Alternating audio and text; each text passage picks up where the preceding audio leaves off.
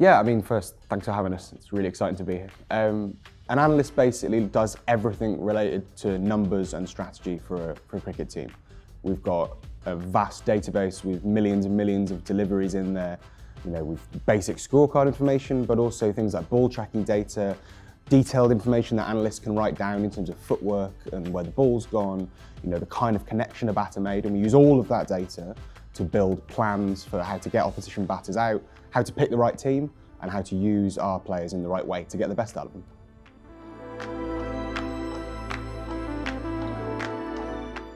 So long, extensive, even though we've obviously got a really good squad before the draft.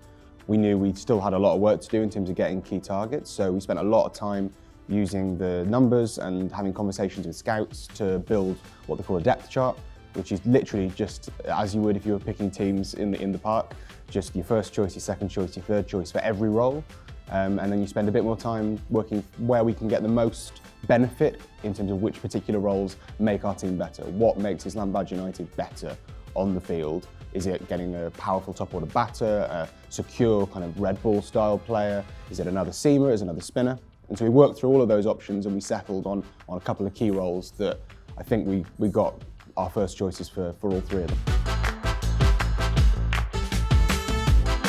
100%. We decided we needed the best possible overseas seamer to come in and slot in and really strengthen our bowling attack, which was already really strong, but just give that extra bit of phase coverage at the death particularly. And Tamal Mills is a world-renowned death bowler and is in a brilliant spot, bowling as well as he ever has, I think. So we were delighted to get hold of him in the diamond category. And in platinum, we decided we wanted to go and get a keeper batter to give us a bit of backup, but also to get the best possible batter we could, full stop. And Jordan Cox, English keeper batter, was our first choice in that role.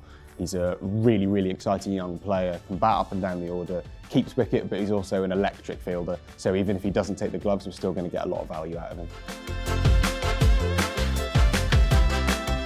I think it's rapidly growing and has been for a few years, and Islamabad United have actually been at the forefront of that. You guys have been doing this for years in terms of being really data focused. And more teams are catching up.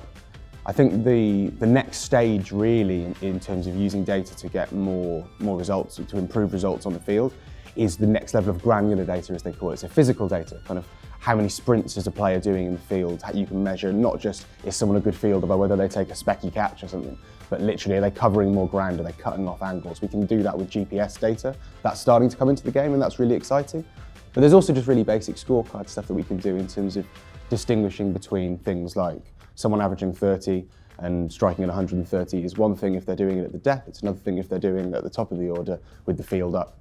It sounds really basic stuff, but a lot of teams do still ignore it. And I think as the game as a whole starts to really pay attention to these slightly more detailed numbers, the cricket's only going to get better and our sport's only going to be richer.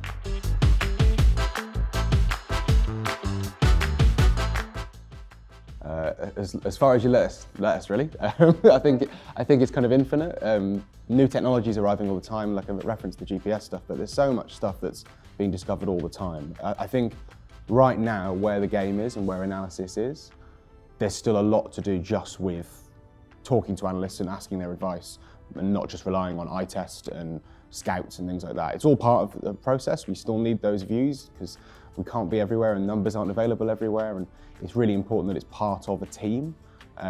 But I think there's a hell of a lot of way to go before numbers stop being increasingly useful.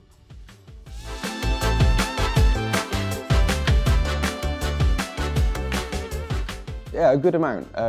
Not as much as you could be. It's not 100%, but that's probably true of every single coach and every single player. No one gets all their own way. I think a lot of it is kind of choosing the most important spots, where the most value is. What is the plan that will make the most difference on a day? Is it a selection choice? Is it giving the new ball to someone? Is it putting a batter in a particular spot to take down an opposition bowler?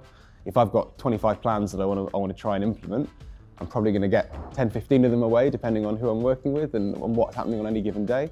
But 5 of them will be really important, and 1 of them might win us the game. And so that's the most important one. So it's not always about how much, it's about which ones.